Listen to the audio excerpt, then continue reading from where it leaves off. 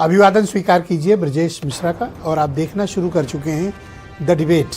बहनों भाइयों, चुनाव की तो हम सिर्फ कयास लगा सकते हैं कि उत्तर प्रदेश में अर्ली पोल होगा, समय से होगा या फिर अपने वक्त के बाद होगा, कब होगा।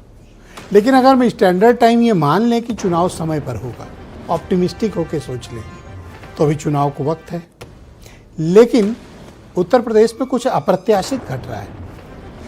उत्तर प्रदेश के मुख्यमंत्री योगी आदित्यनाथ पिछले 15 दिनों से लगातार जिलों के ही नहीं, विधानसभा क्षेत्रों के दौरे पर है।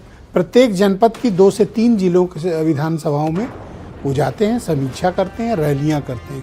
पूरी तरह से वो इलेक्शन मोड में आ गए हैं। और सिर्फ एक ही जिले में नहीं, कम से कम 2 जिलों में जाते हैं और कई बार तो 3 जिलों तक उनके रैलियां पहुंच जा रही हैं। ये किस बात का संकेत है? जब अभी सामान्य चुनाव को तकरीबन 7 से 8 महीने का वक्त हो, तो मुख्यमंत्री का अचानक से इन जिलों में जबरदस्त तूफानी रैलियां करना और जाना, ये किस बात का संकेत देता है? वहीं आजकल समाजवादी पार्टी के अध्यक्ष और पूर्व मुख्यमंत्री अखिलेश यादव की राजनीतिक चाल बदली हुई है। इन दिनों वो बीजेपी से ज़्यादा हिंदुत्व की लाइन पर चलते हैं और बीजेपी को उसी की ही लाइन से काट देते हैं। और मायावती हमेशा की तरह प्रेस कॉन्फ्रेंस करके या प्रेस नोट जारी करके अपनी लड़ाई जारी रखी हुई है। बाकी पार्टियों में भी हलचल तेज है। आज डिबेट में हम इसी विषय की समीक्षा करेंगे। क्या उत्तर प्रदेश में चुनाव नज़दीक है? बहनों भाइयों, पिछले 1 महीने से हम लोग इस पर कई मरतबा डिबेट कर चुके हैं।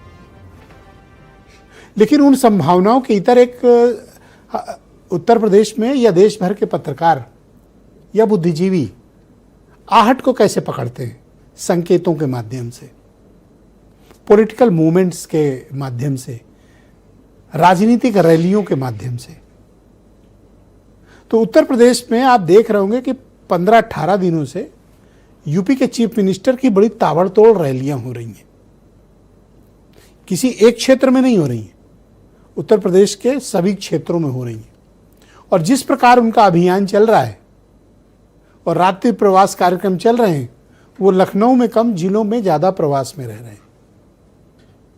ये किस बात का द्योतक है? ये किस बात का संकेत है?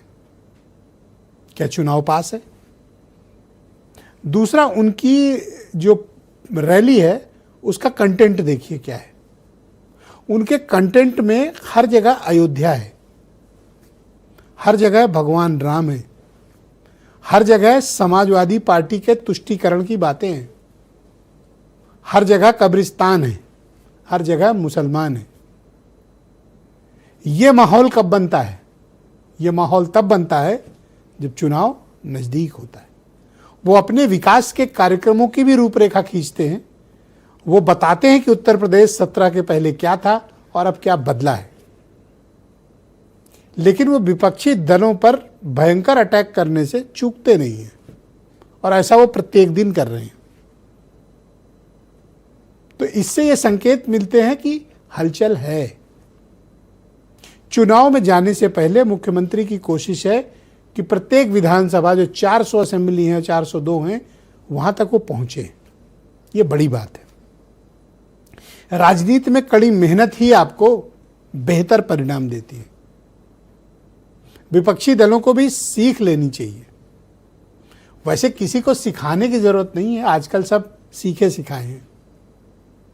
लेकिन मुख्यमंत्री जो काम कर रहे हैं और सत्तारूढ़ दल होते हुए भी एग्रेसिव पॉलिटिकल कैंपेन चला रहे हैं, तो अपोजिशन को देखना भी चाहिए।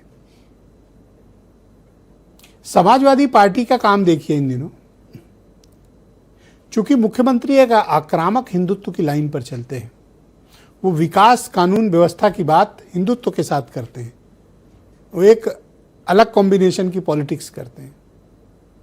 तो अखिलेश यादव ने उसकी काट ढूंढी।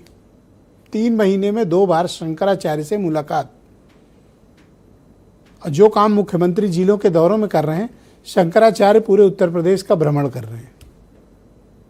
वो भले ही समाजवादी पार्टी के लिए वोट ना मांगते हो, लेकिन वो हिंदुओं के बीच में, सनातनियों के बीच में सरकार के कामकाज को लेकर बड़ी सख्त टिप्पणियां कर रहे हैं। और अखिलेश यादव इटावा में मंदिर भी बनवा रहे हैं।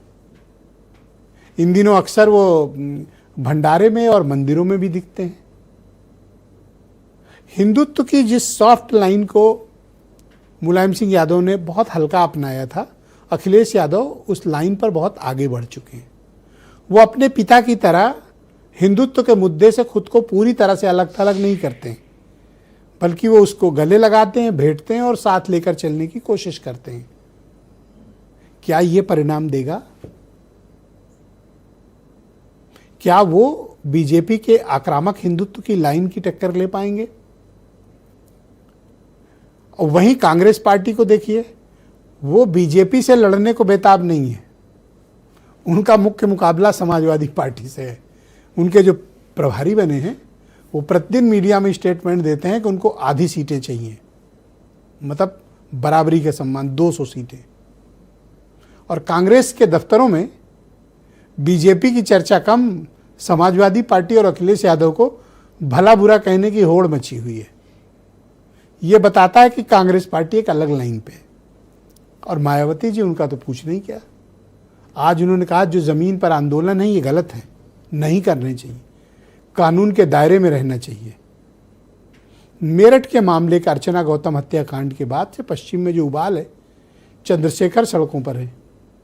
मायावती को ये बात बुरी लग रही है और उन्होंने कहा मगरमच्छ हैं ये, आंसू बहा रहे हैं आपके वोट के लिए। लेकिन बहन जी खुद क्यों नहीं उतर रही, इस बात का जवाब उन्हीं के पास है। सहयोगी दल भी मैदान में है। आरएलडी ने तो अपना एक संसदीय बोर्ड भी बना लिया है कि चुनाव कैसे लड़ना है। राजभर निषाद ये तो परमानेंट फील्ड में है। तो कहने का तात्पर्य ये है कि क्या चुनाव पास है, और अगर है तो किसकी क्या तैयारी है। तो आइए एक एनालिसिस कर लेते हैं कि मुद्दे क्या हैं और इनकी तैयारियां क्या हैं, किसके गठबंधन में क्या है। कुछ बयान सुनिए। क्या कोई जामा मस्जिद में कभी हनुमान चालीसा का पाठ कर पाएगा? क्या समाजवादी पार्टी और कांग्रेस करवा पाएगी? अगर नहीं करा पाएगी तो ये पाप क्यों करवाया गया था? अयोध्या में हनुमानगढ़ी की सीढ़ियों पर नमाज पढ़वाने का पाप क्यों करवाया गया था?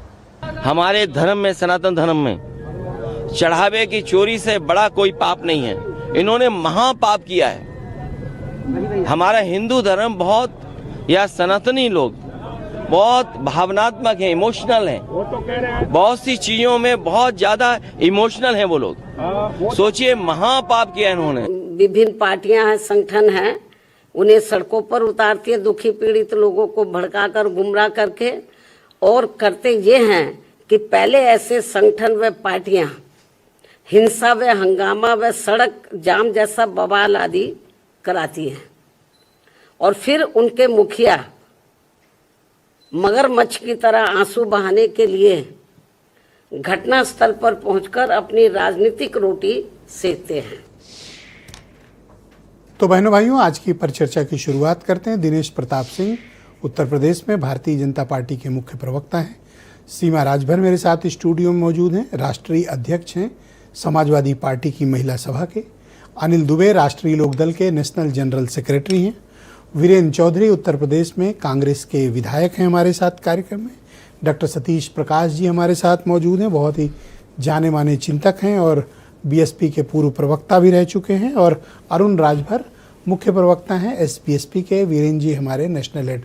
तो आप सभी का स्वागत और अभिनंदन आज के कार्यक्रम में।